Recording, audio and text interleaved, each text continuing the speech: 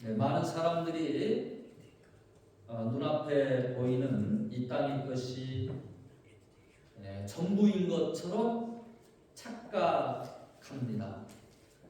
그러나 성경은 분명하게 우리가 죽은 다음에 하늘나라, 천국이 있음을 말해주고 있습니다. 히브리서 9장 27절에 보면 한번 죽는 것은 사람에게 정하신 것이요 그 후에는 반드시 심판이 있으리라 라고 말씀을 했어요. 근데 너무나 많은 사람들이 이 땅의 것이 다인 줄로 그렇게 착각합니다.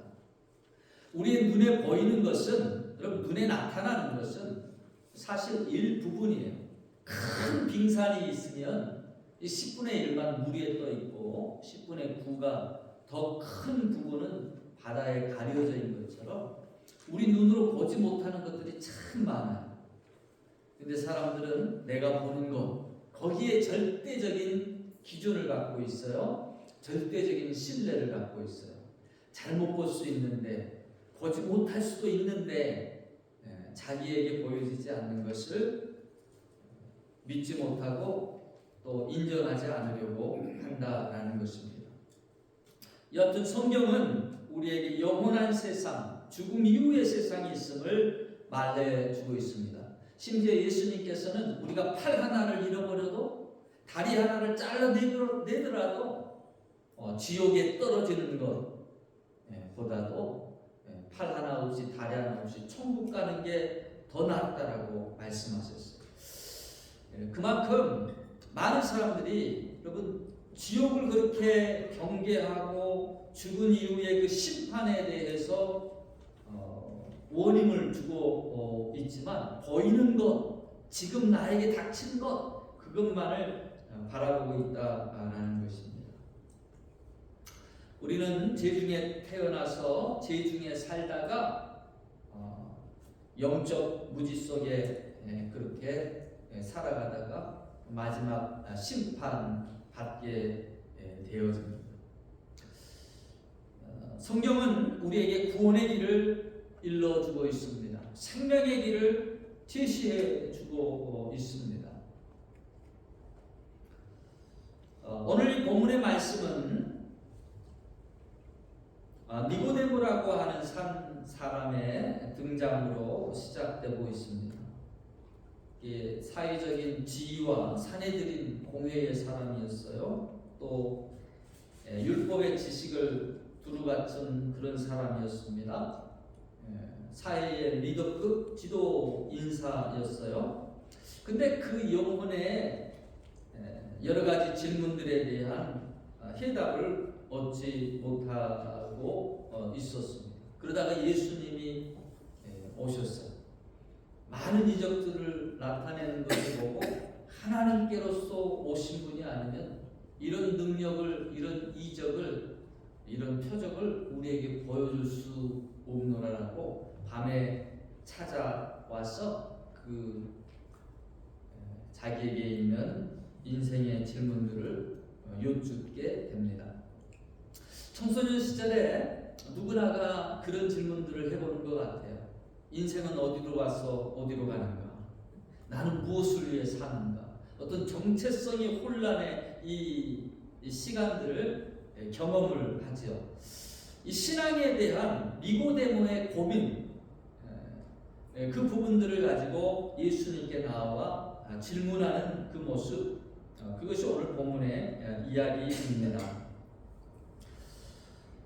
예수님께서는 이 니고데모 안에 있는 마음속의 그 공허함과 또 여러 가지 질문들을 아셨어요. 그리고 3장 3절에 뭐라고 하셨어요? 사람이 거듭나지 않으면 하나님 나라를 볼 수 없느니라.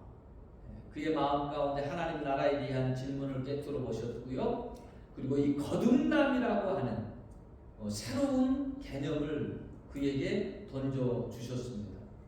사람이 한번 태어났는데 어떻게 거듭날 수 있습니까? 어머니 모태에 다시 뱃속에 들어가야 됩니까? 한번 태어났는데요. 육신으로 난 것은 그 육의 출생이지만 영적인 태어남, 영적인 거듭남이 필요하다는 것을 교훈해 주신 것이죠. 여러분은 거듭나셨습니까? 우리는 어떻게 거듭날 수 있습니까? 거듭나지 않으면 천국을 볼 수 없다라고 했는데, 그렇기 때문에 상당히 중요한 부분입니다. 영적인 거듭남, 이 부분이 우리의 삶 가운데의 신앙의 사실은 첫 단추인 것이죠. 거듭남이라고 하는 것은 오늘 말씀에 보면은요, 이것은 위로부터 하나님께로부터 다시 태어나는 영적인 신비에 대한 부분이다라고 언급해주고 있습니다. 신비한 부분이다라는, 영적인 신비한 부분이다라는 거예요. 바람이 임으로 불지만 그때 소리는 들어도 어디로 와서 어디로 가는지 알지 못하는 것처럼 성령께서 이 거듭남의 사역들을 하시는데,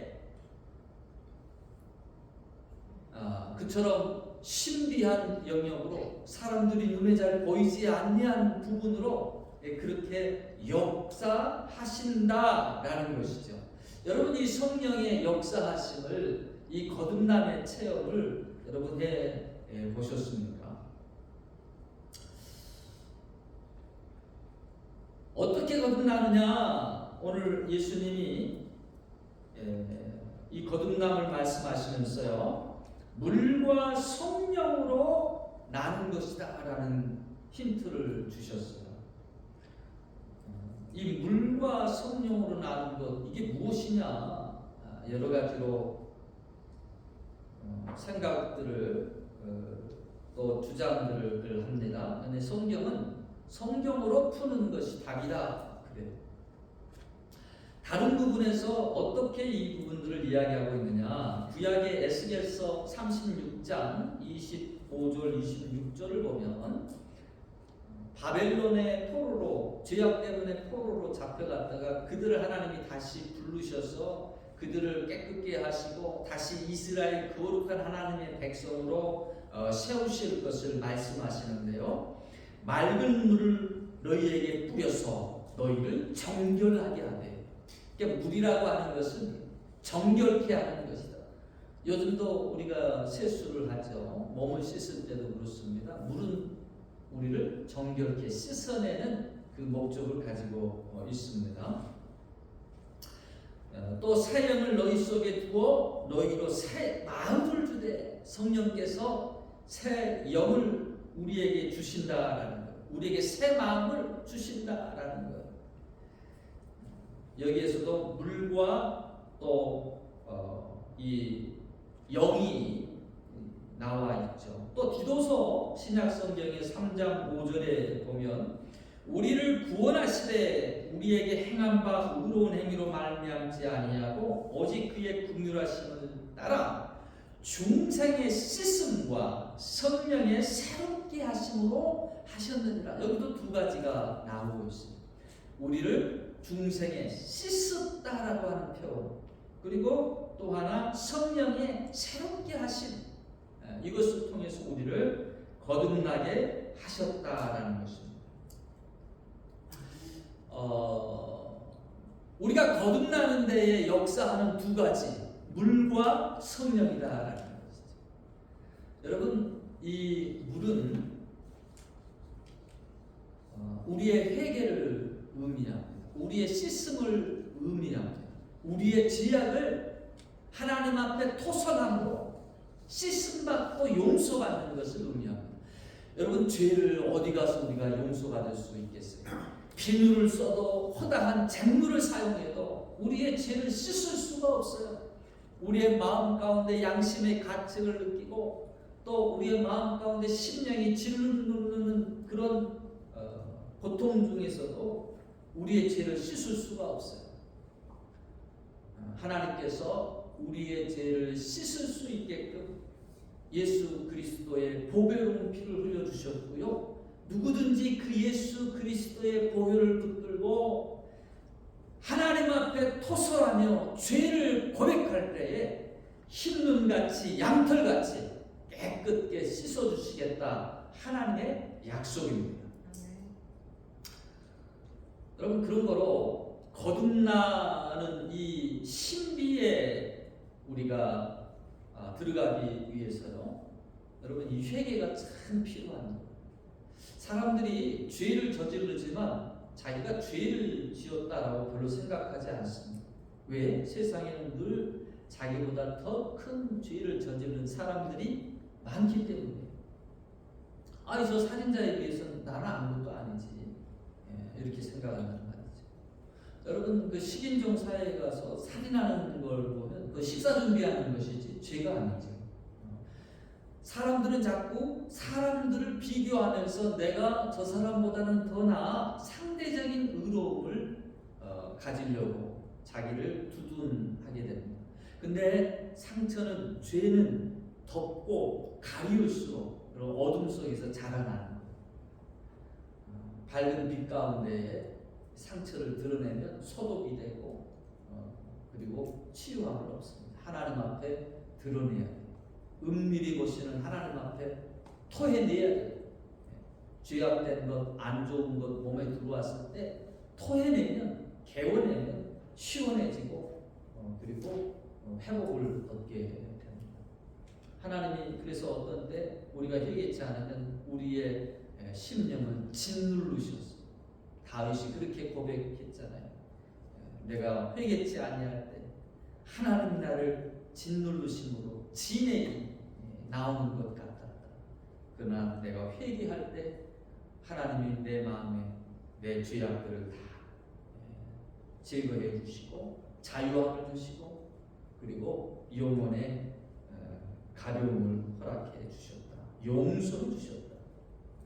성령을 경험하기 위해서 여러분 그런 거로 회개의 영을 받으시기 바랍니다. 자꾸 내 생각으로 이거는 상대편보다 낫죠. 이거는 저거보다 낫죠. 그렇게 할 필요 없어요. 여러분 자꾸 기도하면서 내 삶 가운데 하나님의 말씀에 어긋난 부분들을 가지고 기도해 보시기 바랍니다. 회개하시기 바랍니다. 그러면 하나님이 회개의 깊은 샘을 터뜨릴 때가 있어요. 생각지도 못했던 것, 감추어졌었던 죄악들, 그것들 하나하나 터해내게 하셔요. 그때 성령께서 내 안에 역사하시면서 나로 하여금 거듭남의 축복을 허락해 주신다라는 것입니다. 그런 거로 여러분 회개의 자리를 하나님 앞에 나아가면서 늘 회개의 영을 회개의 기도를 드리시기 바랍니다. 성령께서요 어루만져 주셔요. 성령께서 우리를 깨끗게 씻어 주십니다. 두 번째로 구원은 하나님이 주시는 선물이라고 하는 이 사실 참 중요한 부분입니다. 어떻게 우리가 구원을 얻느냐라는 것이죠. 우리 스스로 구원을 얻을 수 없기 때문에 온전함에 이룰 수 없기 때문에 아무리 율법을 지키고 의롭게 살려고 노력하지만 여전히 실수하고 넘어지고 쓰러지는 그런 연약한 인생임을 알기 때문에 예수 그리스도를 이 땅 가운데 보내주셨습니다. 요한복음 3장 17절에 하나님이 그 아들을 세상에 보내시는 것은 세상을 심판하려 하심이 아니요 그로 말미암아 세상을 구원받게 하려 하심이라라고 그랬습니다. 나를 대신해서 주님이 십자가를 지셨어요. 나를 대신해서 사망과 죽음의 권세를 깨뜨리시고 부활하셨습니다. 그리고 누구든지 저를 믿는 자는 예수님이 이와 같은 놀라운 일들을 하셔서 우리에게 구원의 길을 열어주신 것을 믿는 자는 그 믿음을 가지고 주 앞에 나오는 자는 영생을 얻으리라 약속을 주셨습니다. 여러분 그런 거로 이 구원은 선물이라고 표현해주고 있어요. 에베소서 2장 8절이 그 말씀을 주고 있습니다. 너희는 그 은혜를 인하여 믿음으로 말미암아 구원을 받았으니 이것은 너희에게서 난 것이 아니요 하나님의 선물이라. 여러분 선물이 뭡니까? 선물은 내가 누군가를 사랑해서 내가 정성껏 준비해가지고 포장해가지고 주는 것이 선물이에요. 이 선물을 어떻게 받아요? 아유 감사합니다 하고 받으면 이게 내 거예요. 그러나 의심하고 불신하며 왜 주지? 뭔 스캠인가? 그러면서 아니 나 안 받을래. 그러면 내 것이 될 수가 없는 것이죠. 하나님이 준비하셨습니다. 사랑을 담아서 준비하셨습니다. 엄청난 인생을 십자가의 물과 피를 쏟으시면서 인생들에게 구원의 길을 준비하셨습니다. 내가 주는 선물을 내가 신뢰하며 내가 믿음으로 받겠느냐? 받으면 내 것이 되는 거예요. 의심하며 불신하면 내 것이 될 수가 없어요. 제가 어렸을 때 기억이 나는데 그때 어르신분들은 왜 그렇게 짓궂은 농담을 좋아했는지 모르겠어요. 야, 너 그거 아니? 너는 네 부모 자식이 아니고 저기 다리 밑에서 주워왔다. 여기 처음 듣고 얼마나 그냥 충격을 받았는지 내가 다리 밑에서 주워온 존재라는 걸 알고 너무 황당해가지고 나 정말 주워왔어? 그랬더니 아니래요. 진짜야? 아니래. 넌 내가 낳았다. 우리 어머니 낳았다는데요? 야, 그 말을 믿니? 너 상처받을까 봐 하는 소리지. 참 철이 없네. 그 말을 듣는데 이 의심이라고 하는 게요. 의심을 심어주면 여러분 그게 의외로 이게 힘을 발휘합니다. 마귀도 우리에게 자꾸 의심을 심어줘요. 제가 한동안 그래서 우리 어머님은 내가 너를 낳았다 그러는데도 믿지 않고 많이 고민하고 입을 뒤집어 쓰고 괴로워 있었던 그 기억이 납니다. 구원은 믿음으로 받는 것이다. 믿음. 하나님 앞에 나오는데 이 구원의 선물을 받는데 어렸을 때 잠깐 그런 정체성이 혼란이 들 수가 있어요. 근데 10년, 20년 평생을 신앙생활하면서 어려움이 좀 있을 때마다 하나님이 내가 하나님의 자녀가 아닌가? 그러고 있으면 부모도 속 터지는 거고 하나님도 속 터지는 거예요.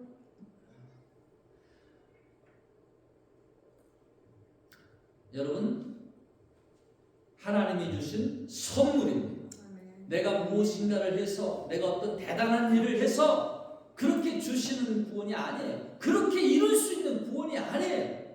아무리 노력하고 힘쓰고 일써도 연약한 인생이 할 수 없기에 하나님이 온전히 준비하셨습니다. 단지 하나 네가 믿음으로 받으라는 거예요.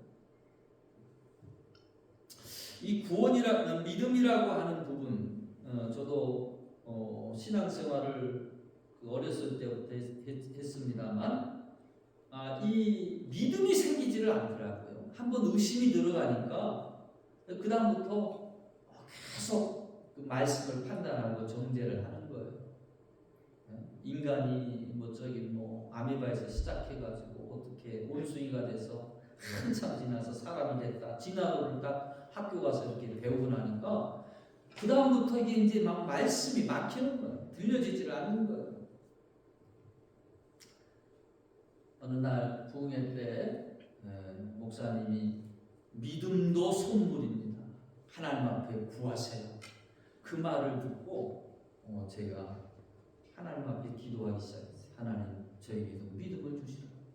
자꾸 믿으려고 하는데 믿어지지 않는다. 귀신 들렸던 아버지가 그렇게 구하죠. 나의 믿음 없는 것을 도와주소서. 여러분 불신의 마음이 들 때 마귀의 의심이 속삭일 때마다 하나님 나의 믿음 없는 것을 도와주소서 기도하시기 바랍니다. 하나님이 구원도 선물로 주시는데요. 믿음도 하나님이 선물로 주실 줄로 믿습니다.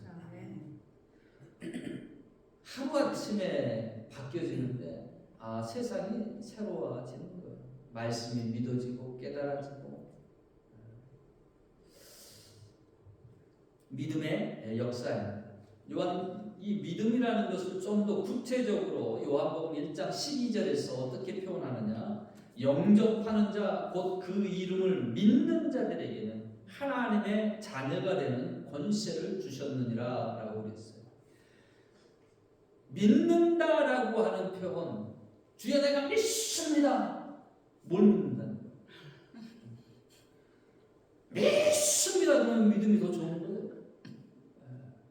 여기에서 이 믿음을 우리가 구원 얻는 하나님의 자녀가 되는 그 구원의 믿음을 뭐라고 했느냐? 영접하는 자, 그것을 그 이름을 믿는 자와 동격으로 설명해 주고 있다라는 거예요. 이 믿는다라는 표현, 구원을 얻게 하는 그 믿음은 예수 그리스도를 영접하는 것입니다. 그래서 계시록 3장에 보면 예수님께서 문 밖에서 두드리신다라고 그랬어요. 그 음성을 듣고 누구든지 문을 열면 내가 그에게로 들어가 그와 더불어 먹고 그와 더불어 마시리라 라는 말씀을 주고 계십니다. 마음의 문을 여는 것, 그리고 예수 그리스도를 나의 삶 가운데 여러분 초청하는 거예요. 주님을 내 삶의 주인으로 모셔드리는 것입니다.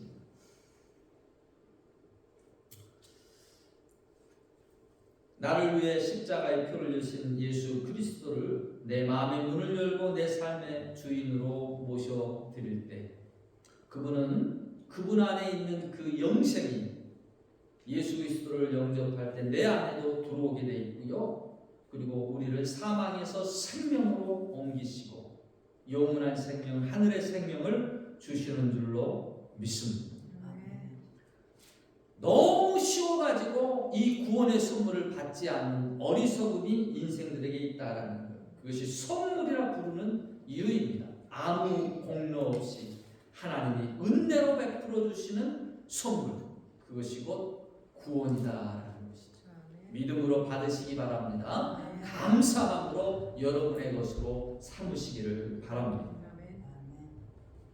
거듭남의 증거들이 어떤 것들이 있을까요? 성경은 우리가 거듭남으로 말미암아 명확한 증거들이 나타난다라고 말해주고 있습니다.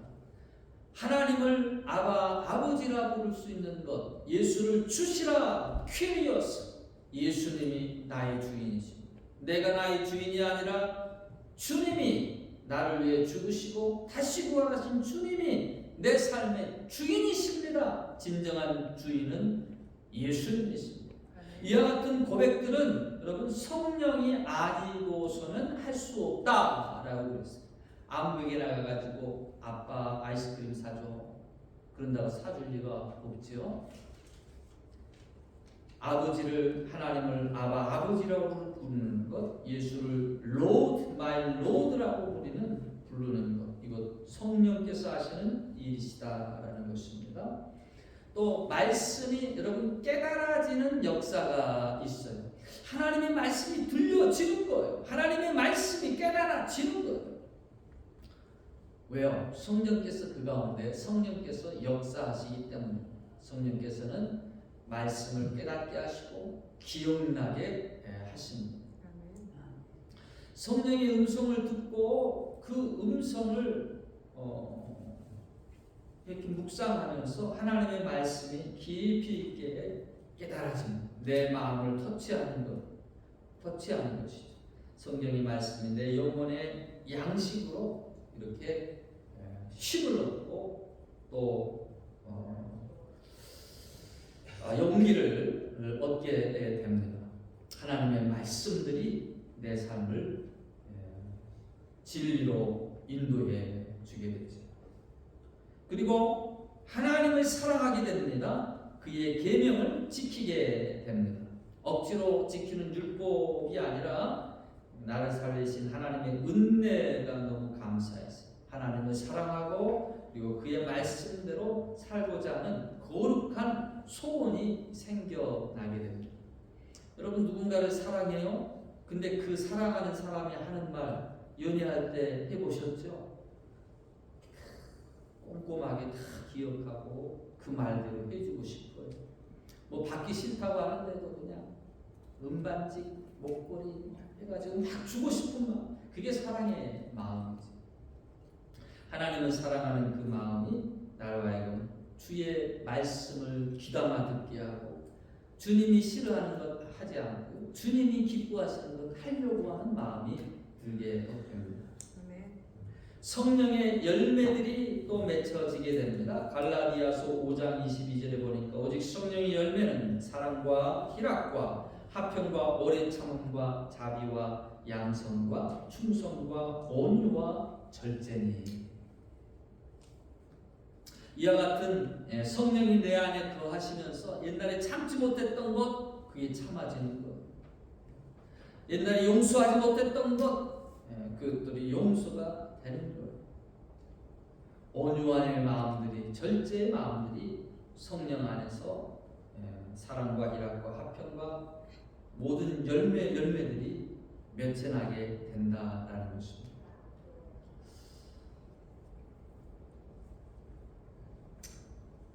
여러분, 잠시 있다 사라질 이 땅의 성공과 안락함의 마음을 빼앗겨서 더 중요한 영원한 삶을 놓치고 있지는 않는지 우리가 돌아봐야 됩니다. 영적인 부분에 관심을 갖고 또 하나님의 말씀과 기도 가운데 나아가게 되면 우리 영혼이 살아나며 그리고 우리의 센서티비티가 영적인 감각들이 살아나게 됩니다. 삶 가운데 늘 하나님 앞에 말씀으로 또 기도로 이렇게 대화하시고 교제하시기 바랍니다. 그럴 때 우리의 영혼이 더욱더 튼튼해지고 강건해지고 그리고 새로움을 입게 됩니다. 우리 스스로 구원을 받을 수 없는 죄인이기에 하나님은 외면치 아니하시고 독생자 예수 그리스도를 보내주셨어요. 물과 성령으로 우리를 씻으시고 새 생명을 주시는 거듭남의 은혜를 마련해 주셨습니다. 그것은 전적인 하나님의 선물입니다. 이 구원의 축복에 초대받은 저와 여러분 늘 거듭남의 신비한 비밀을 여러분 체험하셨습니까? 누리고 계십니까? 하나님의 자녀인 것을 여러분 확신하고 계십니까?